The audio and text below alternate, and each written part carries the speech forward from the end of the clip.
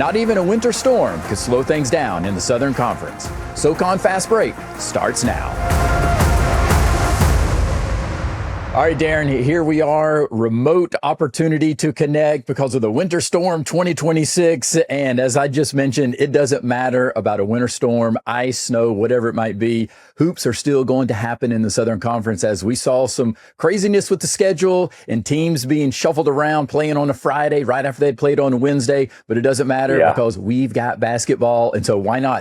Let's have as many days as we can with basketball. Hey, no basketball days off, baby. Let's go. Let's go. We got to find a way. Hey, it's not as bad as it's not as bad as COVID, right? Like when we'd have, you'd have to play like 6 games in 8 days because you had positive tests and you had to postpone games. So, yeah, we found a way. And look, credit to the Southern Conference, they found a way to get all these games. And I mean, there was not one game that was missed over the weekend. And frankly, I know guys had to play on shorter rest, but I think that's just one of those mental things that you gotta block out and be ready to go play. Oh, you definitely do. And we're actually going to see something very similar as we head into this week's games in terms of playing on a Thursday and then have to turn around and play on Saturday. So they're already getting accustomed to what we saw based on the reshuffling of the schedule. So that's just part of it. But it didn't take away from some of the games that we saw. They still were fantastic games, some close games, some great performances. We're going to break it all down. So let's take a look at the standings right now. And we can look there at the bottom, and unfortunately for VMI, I mean, they'll shoot some threes. There's no question about it. They're one of the top in the country in terms of 3-point attempts. But the problem is just their efficiency right there. Western Carolina, the Citadel right there at 3-5, Samford at 3-5, Chattanooga at 3-5 after an 0-2 week. They had some tough games there on the road. UNCG there at 4-4, the only club that is 500 right now. Mercer 5-3, Furman 5-3, depleted Furman team. We'll talk more about that. And how about the Wofford Terriers? 6-2 in the conference right now, 2-0 this past week, and had a big win there against Mercer on Saturday, the rescheduled game at 11 a.m. And ETSU, I know we can talk about it, the parity here in the Southern Conference, but ETSU is 7-1, another 2-0 week for them. So as much as we have this parity, I do think there might be 1 or 2 teams, maybe 3 or 4 teams that are starting to really separate themselves. Anybody can get beat. Anybody can win. I do know that. We've seen it. But you have a team like ETSU, because they can do it on both the defensive and the offensive side. Maybe they're just a little bit ahead of everybody else. And I think that's what we see in the standings, Darren. Yeah, no, I completely agree. I think at this point, we have realistically, at this point, 4 teams that can cut down the nets in Nashville.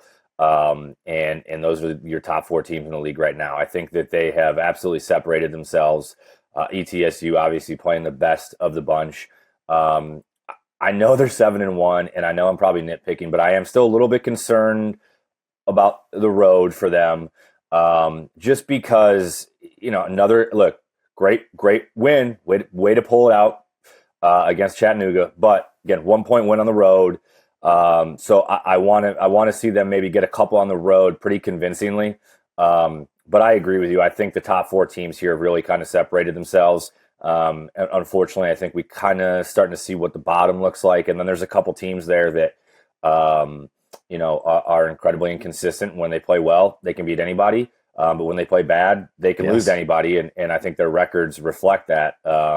Obviously, Samford and Chattanooga, I think probably the 2 most disappointing teams so far right now, sitting at 3-5.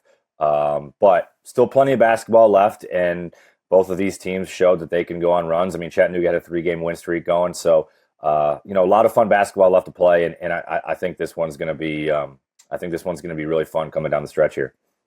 Oh, I think so too. Yes. And you talk about, and we even mentioned it last week, road wins, and you're going to have to be able to showcase that you can go win on the road. That's how you're going to prove that you're one of the contenders here in the Southern Conference. And as we talked about it, that's indicative of every conference out there. But for some of these teams, we're starting to see that the road does have its hazards, so to speak. And I know with the winter storm, we've already had some hazards, but there's no doubt that it's very difficult to win on the road, regardless of your offense and defensive efficiency. It's just difficult. That's the reality of it. And we'll take a look at some of the top games. And speaking of a team that struggled a little bit down the stretch, that was Samford at Wofford last week. And this was a situation where this was a close game until the last few minutes of the game. Then Wofford goes on a big 10-0 run, basically to finish this game. But this was all about Kahmare Holmes putting a team on his back. 36 points. He took over there in the second half, scoring every Terrier point for about a 3-minute stretch right there. And that's just what we've seen in terms of the development and the progression, so to speak, the evolution of Kahmare Holmes, where this is a guy who averaged, like 4 points per game last year and now is exploding for almost 20 points per game. And this is something that I don't know if we realized just how the cupboard was going to be in terms of talent there for Wofford, because we talked about, the situation with Kevin Giltner coming in as the head coach, last minute situation, and however we want to determine if it's chaotic or not. But they've got some talent there, and Kahmare Holmes is one of those guys. No, you're absolutely right. They certainly have some talent. I mean, look, they're not, regardless of everything that's happened and how well they've come together, they're not 6-2 if they don't have talent, right? And so they clearly have talent. They've got good balance. Kahmare Holmes is certainly one of the most improved players in the league. We've talked about it before, but he's just been fantastic. I mean, the guy goes 14 of 18 from the free throw. I mean, he shot 18 free throws by himself in that game. He has just been really, really good this year. 10 of 16 from the field. And especially like you mentioned, clutch down the stretch. He is a strong, bigger lead guard that, just poses a problem physically for smaller guards in the league. And he's just got the strength to be able to, when he gets downhill, he can get into your body and he can finish through contact. And he does have some wiggle that allows him to create some separation. And so, when he really gets going, he's absolutely one of the best players in the league, and is a guy that, as we've seen, goes for 36 last week, but can really go off and be a guy that on any given night can carry you to a victory. Yeah, and this was also a Wofford team that they didn't have to rely on shots beyond the arc. They only shot 12 threes in this game and punished Samford inside the paint, 48 points in the paint. And that is indicative of a well-coached team and understanding that sometimes you're going to have some physical identity and you're going to have to be able to score inside and have some interior presence. And this was a game that was indicative of it from that standpoint. That was a big win for Wofford, and just, again, shows you how quickly things can change for Samford, because they were right in this game. And, Jaden Booth continues to be a stellar player in the Southern Conference, but it is hard to win on the road. And speaking of hard to win on the road, how about this one? Furman at the Citadel, 77-74 in overtime. One of the greatest escapes in program history for the Bulldogs down there in Charleston. Trailing 55-36 with just over 10 minutes to go in the second half in this game. And the Citadel had a 0.5% chance to win. Not 5%, Darren. 0.5% chance to win. And somehow they gathered themselves, they rallied the troops, they circled the wagons, every cliche you want to say from a coaching perspective, but they were able to do it. And Shola at the BC had a fantastic night, 22 points, 9 of 10 from the field, and somehow they made the big shots. And I know there are some questions about the clock management in terms of not the coaches, how they were managing the clock, but how the scorekeeper was managing the clock operator down the stretch. And should Furman have a few more seconds there? And you can debate all you want, but a 19-point lead, that's one of those games. And Darren, you got to win that game. 19 points. Yeah, you can't let that one slip away. I was there at that game, actually, and it was one of the wildest basketball games I've ever seen. The Citadel, in about a 12-minute stretch, scored 8 points from roughly the under 8-ish media timeout until about 15 minutes in the second half. They went from 24 points to 32 points. I mean, they literally could not put the ball in the basket and they couldn't get a whole lot of good looks, and Furman was getting basically anything they wanted, and Furman was in complete control, cruise control on. And I just, like I said, I don't know if I've seen something like a switch flip like it did down 19 with 10 minutes to go, as you mentioned. And it was literally then Furman couldn't find a way to get a bucket, and the Citadel all of a sudden could score at will. And, credit the adjustments that the Citadel made. But they were really able to get to the rim. They hit some big threes. One thing that was really evident prior to this run was the Citadel's lack of size. They were really struggling to rebound. And so, for him to step up and start to get on the glass a little bit more, that was huge. And Braxton Williams was fantastic down the stretch as well. And look, Christian Moore hit some big threes down the stretch. This is one that is scary if you're Furman, because whether they're depleted or not, this is one of those losses that can really deflate you. But credit to them. I'm not surprised. Credit to them. They come back and they gave it to UNCG. So I think that they avoided a disastrous scenario and letting this thing bleed over. But man, credit to the Citadel.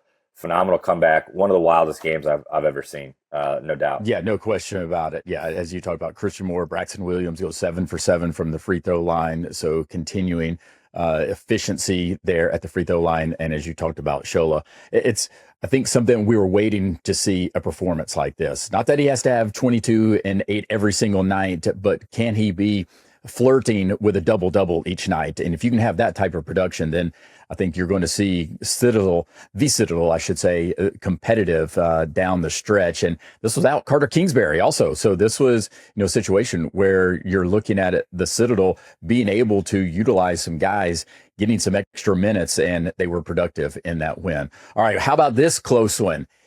The Battle of Tennessee. ETSU squeaks out the game on the road at Chattanooga. And we talked about it, how hard it is to win on the road. But if you got Blake Barkley, you've got a good opportunity to win, because he just does it once again. Just a tactical battle, just from a rebounding identity. And ETSU wasn't shooting the ball well, especially from beyond the arc. But somehow Cam Morris III just continues to be a guy that he might not get a lot of the headlines, but he just does all of the dirty work, and you look up and he's got a double-double, 21 points and 11 rebounds, and you're like, how in the hell did that happen? But that's just what we see with Cam Morris III.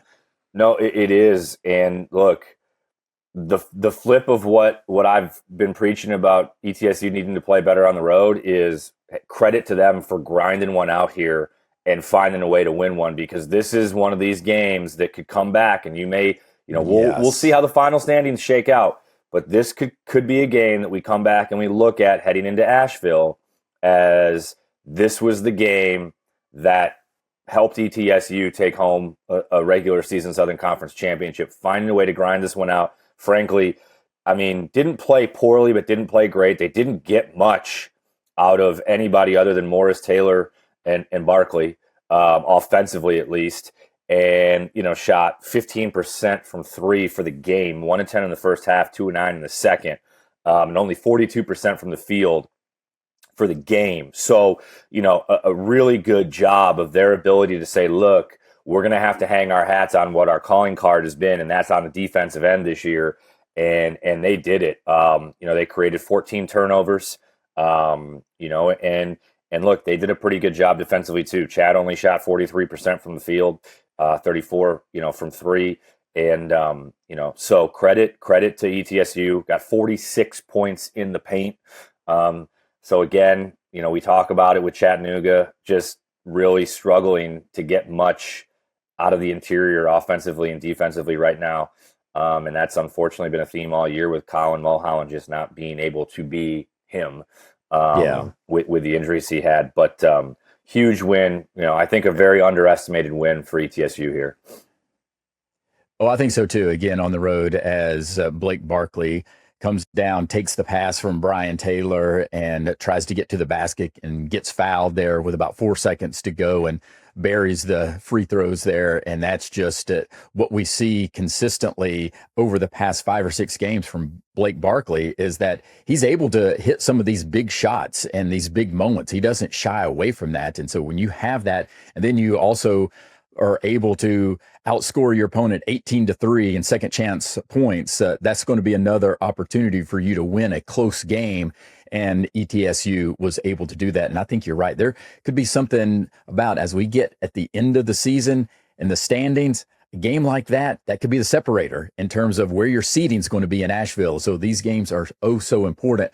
All right, another game that could have some implications as Wofford gets the victory there at home against Mercer. 11 a.m. start, got rescheduled, and we know that. And now Wofford was able to climb solely into second place. And I was there for this game, and just another fantastic performance by Kahmare Holmes, being able to put a team on his back, so to speak, and just showcasing that Wofford, they are a dangerous team, and especially as Mercer coming in, and Mercer exploded there, at least in terms of what we typically would see for Mercer in the first half, scoring 43 points. But Wofford did a great job of shutting them down in the second half, and then allowing Kahmare Holmes, what you talked about, to get downhill. And it was a great matchup in terms of Baraka Okoje and Kahmare Holmes going at each other. I mean, pound for pound, they are two of the best guards in the Southern Conference. And also, Wofford did a really good job. I think the scouting report was going to be, can we slow down Armani Mighty? We cannot have him beat us in the paint. And he got 2 early fouls, so to speak, in the first 10 minutes there in the first half. And that seemed to just mess up the rhythm of Armani Mighty. And it came down to basically the final play, and Baraka Okoje is not able to hit the game-tying 3. And was there a foul? I don't know. It's questionable if there was a foul or not. But just another fantastic performance there from Wofford. Yeah, and I mean, Kahmare Holmes, 31.5 points per game for the week. Yeah, scored 27 in this game. Not terrible. I mean, average 31.5, and I think about 5.5 assists for the week, because he had 7. He had 7 against Mercer. But look, to your point, I mean, this is also a game that I think could have big time implications on seeding. And credit to Wofford taking care of home court. Finding a way to get it done. Shot the ball well from 3, 44% from 3. Conversely, guarded the 3 well, held a really good offensive team in the Mercer Bears to 33% from 3 and 42% from the field, including 36 in the second half. So got stops when they needed it, and really found a way to defend when they needed to. But you look at this game, to your point, back and forth, and Baraka Okoje, 12 for 12 from the free throw line. Yes. You talk about him and Kahmare Holmes going at it, two of the best in the league, like you said. So this was a fun game to watch. Yes. I'm sure you enjoyed it live.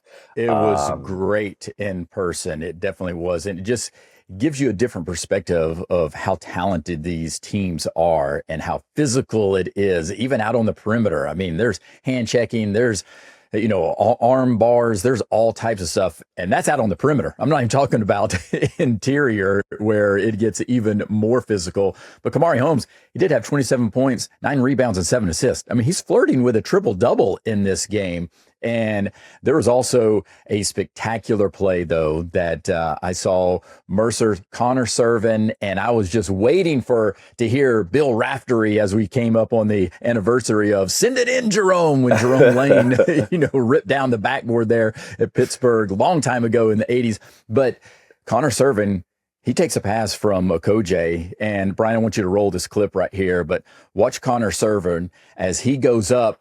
And he just seems to continue to elevate. Then with the left hand, Monster throws it down, and it just quieted the crowd for a moment, because there were some Wofford students there at that basket, and they were giving Mercer some grief there. And it just kind of, once Servin was able to slam that home. But again, I think what you were able to see is that Armani Mighty, he's such a vital piece there for Mercer, and him just not being able to get into any offensive rhythm, at least early on, dictated a lot what was happening, and you had to rely on Baraka Okoje, and he almost saved the day for Mercer, but it was a great win for Wofford there again. Now they're in second place overall in the standings. And then also got to talk about the Chattanooga Samford game, 75-64, because I thought this was a big game just in terms of Samford.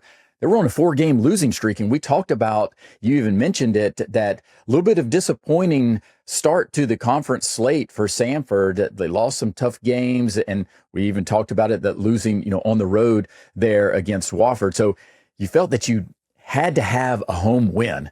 You had to have this opportunity to get a win against Chattanooga, who has been battling injuries. And so this was all about getting to the free throw line. And we saw that they shot 32 free throws just in the second half, Darren, just in the second half. I mean, it's absolutely bizarre. But another big game from Jaden Booth, 28 points, 6 3-pointers in this game, continuing to lead the nation in 3-pointers made per game at just over 4. So a huge win for Lenny Acuff and the Samford Bulldogs. Yeah, I mean, without being dramatic, like, you could argue that this was really a must win for them if they want to, no doubt, if they want to have any chance to really kind of have a, top 4 seed in the league, or maybe even, obviously give themselves some distance between making sure that they don't play on the first day. So this was a huge game for that. I liked what I saw in the second half from them here. They found a way to get some separation here. They are, and I mean this is like a backhanded compliment, but they're so frustrating at times, because like, they have the talent where they could creep into competing in the top 4, but they seem to just have these lulls, because look, we both agree stats don't tell the whole story, but if you look at them statistically, like, they're just outside that upper echelon in just about every meaningful statistical category, but they just seem to have these peaks and valleys, and it's really hard when you're not able to consistently play 40 minutes of basketball, when you dig yourself a hole, or when you have these lulls. And I think one of the things for them is being able to look. You've got Booth and you've got Faulkner, and Norris has been solid, right? Yes, he has.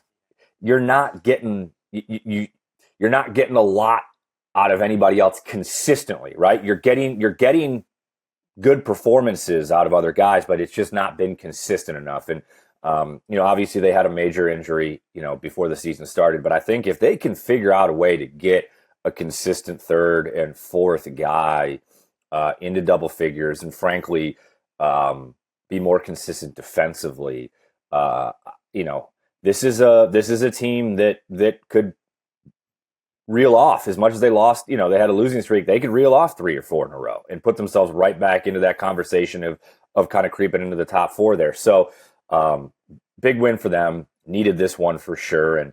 And also, I think where they're kind of packed in with Chattanooga right now, this is one they need to get from a seeding perspective too, even outside the top 4. Look, if you're outside the top 4, obviously you want to be 5, right? No brainer there. So this was a good get for them to kind of hopefully separate themselves from Chattanooga here too. And a rematch win also. And I think from Samford's standpoint, to what you're talking about, kind of the roller coaster ride, if they have one thing that is in their favor that can help them be a little bit more consistent, and I think it's their safety net, is they don't turn the ball over. They're number 4 in the nation in turnovers per game at roughly 9 per game. So if you can have that opportunity of maintaining your possessions, and that's why I think Samford is in a lot of these games. It's just they have these stretches that you're talking about where, for whatever reason, they seem to falter down the stretch. All right, team of the week, though. Let's look at some of the contenders, because I do have ETSU as a contender, 2-0 this past week, top of the standings. You can't say that they're not an opportunity to be named team of the week. I would even look at Furman as a contender. Again, they went 1-1. I thought it was a big situation that they were able to go on the road, as you talked about, against UNCG and get a blowout win. Tom House goes off. The house was on fire there. Yes. He goes 7 of 10 from beyond the arc. Yes, no doubt. And especially after the tough loss against the Citadel, they're so depleted also. Yeah. So I would throw them as a contender here as team of the week. But I'm going with the Wofford Terriers, man. 6-2 now in the conference, 2-0, 14-7 overall. They've won 3 in a row, and they have been able. Now, I know it's been both home wins this past week, but still, I just think that how you're able to win in multiple ways for Wofford, it's showing the maturity of the team that you're not relying just on the 3-point shot. You can go interior. You can have an opportunity of slowing down one of the best offenses in the Southern Conference, and that is Mercer. And so what Kevin Giltner's been able to do based on the talent that he has. And don't forget about a Chase Watley. I mean, he made some huge free throws in that Mercer game that helped them seal that win. And also, I think there's this clutch factor. They go on the 10-0 run against Samford, and that closes that game out. And then they're also able to hit, as I mentioned, some of those key free throws, and Kahmare Holmes hitting some big shots down the stretch. And also Caden Vasco. I mean, you've got a guy who lead the nation in assist to turnover ratio. That is fantastic. That's a stabilizer just in itself. And then you've got Niels Mahovsky. I mean, he can light it up and from any place on the court at any moment. So I'm going with the Wofford Terriers this week. Yeah, look, I mean, that's who I had as well. I mean, I'll just kind of throw in a couple things, and then just for purposes of maybe highlighting someone else, you know, I got a couple things on ETSU that I think are solid arguments. But to your point, I would vote Wofford as well here. Look, they lose 2 in a row to Mercer and Chattanooga last week, or a week and a half, I guess you can say, ago. And what do? They come back and get a monster win at Furman, and then take care of home court against Samford and Mercer, right? So you get a quick rematch against Mercer, and look, we got to split. Right. We got to split with Mercer. We know that they're most likely a top 4 team, so we got to make sure we split with them from a seeding perspective and get that one. Just a fantastic job, and to your point, getting really good balance, figuring out ways to win in different ways, which come March you're going to need to do. You're just going to have to figure out ways to grind out wins in different ways. So I would agree with you, Wofford for me, team of the week. But just to give a couple thoughts on ETSU, look, that game at Chattanooga, that's not an easy road game, right? And Chattanooga had come off, reeling off three in a row. They had looked like they were starting to play better, and credit to ETSU, does not play great offensively, does not shoot it particularly well, and finds a way to grind that one out. And then look, say what you want, it's a home game. That is one of the toughest places to play, in that being Freedom Hall, and say that it's the Citadel. But look, the Citadel was just coming off a massive comeback win like we talked about against Furman, and had won 3 out of 4, I believe, in the league. And you just absolutely go to work on the Citadel Bulldogs with a 30-point win. So I think for them, a little bit of kind of a statement week of getting a big one on the road at Chattanooga, finding a way to grind it out when you did not have your A stuff, and then coming back home and blasting the Citadel. So I agree with you. I think Wofford's the choice as well, but give some, obviously, as you did, you put them obviously, in running for that. But just to give a couple thoughts on ETSU, I think they made a really strong case as well for the week that they had. Yeah, no question about it. And Wofford, I think they do a great job from a coaching perspective. They will throw in the 1-3-1 zone at times, and it seems to throw off the offensive rhythm of any team that they're facing. And that's indicative of, hey, I know they want to play man, but sometimes you got to mix things up. So that they do a great job with Kevin Giltner and the rest of the coaching staff there. And also, hey, Davis Miller, one of the players from Wofford, came up to me and said, hey, man, you're SoCon Fast Break. I'm a subscriber, and I've got the notifications set. So I loved it. I was like, let's go. And hey, anybody else out there, that's how easy it is. Just hit that subscribe or follow button wherever you get your podcast. YouTube, Spotify, Apple Podcast, including the iHeartRadio app. It's easy. Davis Miller did it, and so you can do the same thing. All right, how about the player spotlight?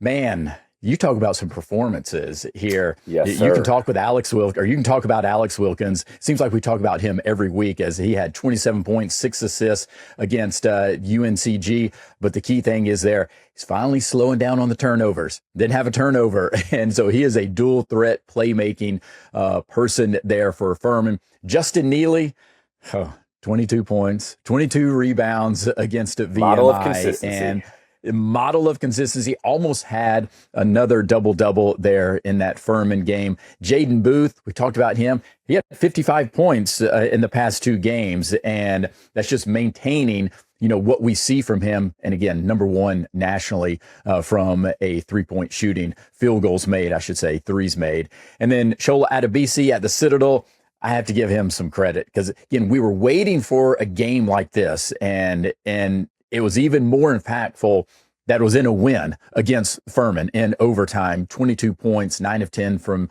the field. And then, as you mentioned, 8 rebounds. Cam Morris, the third at ETSU. Again, he's a physical double-double consistently. I know that doesn't happen every night, but he's that type of threat as far as what I see. And then Blake Barkley. I mean, my goodness, he's having all of these game-winning shots, free throws, what tip ins, it doesn't matter. It seems, again, how he's been able to elevate his game. And then Barako Koje, my goodness, 25 points per game this past week, 27 against Wofford. And in all reality, he could easily be the player of the week. And this is something that where it's almost timing situation, where based on, and we can go back to like the Michael Jordan days, and you've got Charles Barkley, you've got Clyde Drexler, you've got the Patrick Ewings of the world. They couldn't get by Michael Jordan and the Chicago Bulls, or maybe they have NBA championships. And I think it's the same way here. There's so much talent, especially out on the perimeter, that you could easily give it to Barako Koje. But I'm going player of the week. And we don't know what the Southern Conference is going to do because we're recording it here on Monday, January 26th in this winter storm. But I'm going with Kahmare Holmes. You can't tell me he's not the player of the week after his performance and leading the Wofford Terriers to a 2-0 week. No, you're not going to get an argument out of me on that one. I think that would be my choice for player of the week, and that doesn't take anything away from the performances that you just mentioned. But as I said earlier, averaged 31 and a half a game in 2 big wins, and flirted with a triple-double there in the second game of the week, and so just an incredible week for him. You mentioned, Blake Barkley. He's doing more than the little things. So I want to make it clear, like, he's playing great, but he is doing those little things, like you mentioned, that are just really impacting winning. And so that can't go unnoticed, and has not gone unnoticed, at least from, I think, our eyes. And one guy that I do think certainly want to highlight, we talked a little bit about it earlier, but is Tom House against UNCG, pouring in 25 points, 7 3-pointers. Look, if he can get going and kind of how he did towards the second half of the season last year, really shooting it at the clip that he's capable of, that puts Furman in a different level as well. And especially with some of the injuries that they've got, if he can start to really give you pretty consistent 3-point shooting numbers on a nightly basis, if and when they get back to full strength, man, now you got him and Asa Thomas on either wing. That puts Furman in a really different level. And so really excited and happy for Tom House to see him kind of have a real breakout performance there against UNCG, and they needed it, frankly. Yeah, and what I think also separates Kahmare Holmes is that his intensity and defensive motor. I mean, he is not a just scorer. What we talked about, he's a facilitator, but he just has that grit. And you talked about he's physical. He can get to the rim and he can absorb contact. So Kahmare Holmes, I'm saying that he's player of the week here in the Southern Conference. All right, we got to be moving. Stat of the week, the 2020, or I should say the 22-22 vision. It's for all you Taylor Swift fans out there, the number 22. As we talked about it, Justin Neely, 22 points and 22 rebounds, but also Braxton Williams of the Citadel. He's a perfect 22 of 22 in his last 6 games at the free throw line. Yeah, that's a model of consistency right there. And again, he took over there at the free throw line in Citadel's 0.5% chance to win against the Furman. But how about this? This is a stat I'm going with. Samford's free throws in the second half versus Chattanooga. 21 of 32. So not a great percentage, but how about this? They missed 10 of their first 13 free throws to start the second half. And in the final 8 minutes and 28 seconds, they finished 18 of 19. I mean, how in the world do you go from missing 10 of 13 and then you go 18 of 19 in the last 8.5 minutes of the game? That is absurd. That is a crazy stat right there. It is, and I think that's almost like a perfect example of kind of how Samford has been this year, of just the roller coaster that they are and the little things and how much they matter. I mean, you can't tell me that somehow there's not a lack of concentration or some other mental piece there that's playing a role if you miss 10 of 13 and then go 18 of 19, right? That tells me you're very capable of shooting at a much more consistent clip overall from the free throw line. So to me, man, can they just lock in and find that level of consistency? That is a crazy stat. Crazy. Right, no doubt. All right, power rankings. So let's roll through these. Number 10, VMI. They lead the nation from volume deep threes, or I should say they're one of the top in the nation, but they just don't have the efficiency that goes along with it. And we don't have Ricky Bradley Jr. also. I mean, they're depleted. No Dashvali. So there's situations where they don't have the full strength, the full firepower. The Citadel at number 9. Again, they continue. I know they're going to, if they can find some other ways to win, they will climb up these power rankings. Western Carolina, they're at 8, and Chattanooga at 7, UNCG at 6. And I think a lot of these teams, we've talked about it, Darren, they're so close. So there's not a whole lot of separation when you're looking at it in this bunch of teams. No, for sure. I think in that's kind of the core group right there of, probably Chat, UNCG, and Western in terms of who can find their way out of playing opening night in Asheville. I think I would, picking at straws, I would probably swap UNCG for Chat. I just struggle with UNCG this year with their defensive consistency. I mean, giving up 89 at home to a depleted Furman team. Look, credit to Coach Ritchie and that staff and those guys. I mean, they came out and they were ready to go. But I mean, to give up 89 points on your home floor when that's your identity as a program. Yeah, and it was all in the second half, really. As far as I mean, this was a close game there in the first half. It was a 5-point game at half. Yeah. Yes, so it's the lack of consistency on the defensive end that is, I know, driving Mike Jones crazy, and it's got to be driving some of the Spartans fans crazy. And I think that's why you're sitting there at 4-4, because you have the highs and the lows, and you just are right there in the middle of the pack from the conference standing. So I do understand that, yes, you could flip those. How about Samford at number 5, Furman at number 4, Mercer at number 3, Wofford climbs up to number 2, and ETSU still sitting there at number 1. Again, not a whole lot of separation, because I know you could probably flip Furman, Mercer. You could flip Mercer, Wofford if you wanted to, but I still think that ETSU is the front runner. Yeah, I agree with you. And frankly, I agree with you on those top 5. And that's where, because we don't talk, we always try to see where our power rankings may differ. So we don't talk about this before the show, but I would completely agree with you on those top 5. Now, I do think the top 4, and we touched upon this a little bit earlier in the show, I think the top 4, there's a clear separation between those top 4. That's right. Between and then there's before you get before you get to Samford, and then I think 5 through 7 are really clumped in, and then there's probably another gap 8 through 10. But I agree with you on these top 5. Again, like you said, you could pick at straws and probably swap a couple others. But today, I think that ETSU has illustrated that they are the team to beat in the league. And look, Wofford has played close to as well. I mean, look, coulda, woulda, shoulda, but they're that somehow they figure out a way to pull that chat game out at home about 10 days ago. They're sitting there with one loss too, right? So I do think those are the two best teams in the league right now in terms of the consistency in which they've played at. But those top four teams, look, there's a lot of basketball left. It's going to take some. It's going to take a winning streak to catch ETSU, given that they're 2 games ahead of 3 and 4 there. But if we looked up at the power rankings going into Asheville, and you told me any one of those 4 teams somehow figured out a way to win, it wouldn't surprise me, right? But ETSU is certainly starting to separate themselves there at the top.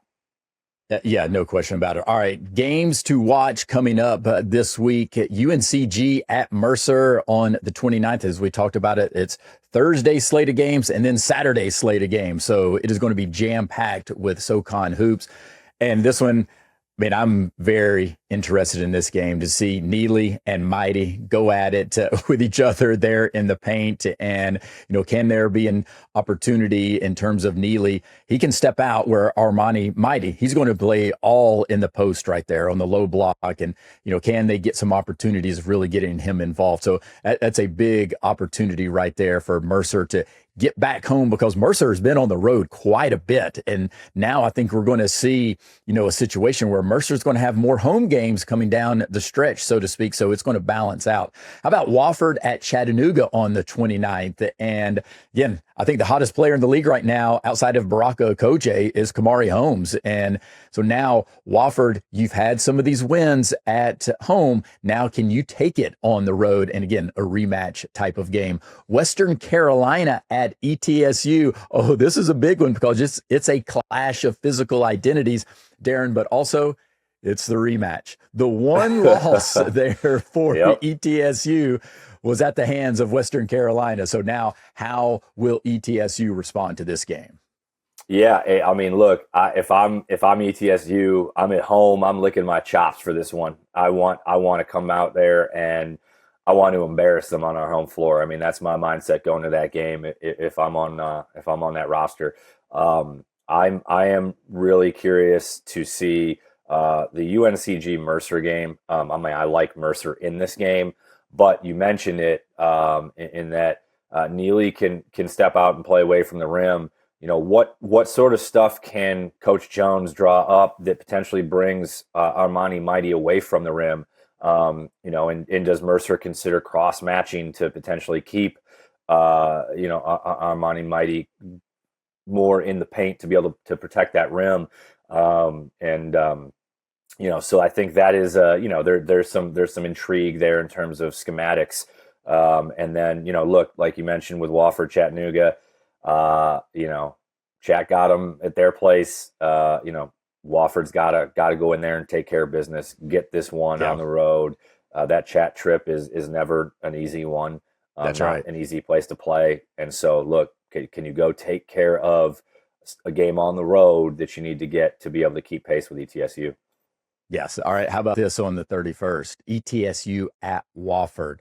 Because this potentially could be 1 versus 2 in the standings based on how the games on the 29th go. So I'm definitely looking forward to that one. And then we do have one game on Sunday because it did get moved for a nationally televised game. That's Chattanooga at Furman. And we saw that Furman was able to go on the road, beat Chattanooga. So now a rematch type of opportunity for Dan Earl's squad coming to Greenville. And I would imagine everything will be fine from the winter storm by then. It'll all be melted, or maybe there's a few remnants, but that's the beautiful thing. Hey, we know this was not in our normal studio, but we got it done. Another episode of SoCon Fast Break, as we have a lot of action that we still are going to be able to go over. And all you have to do if you want to hear more of that is just hit that follow or subscribe button. It's easy to do wherever you get your podcast: YouTube, Apple Podcasts, Spotify, including the iHeartRadio app. Until next time, may all your jumpers hit nothing but the bottom of the net.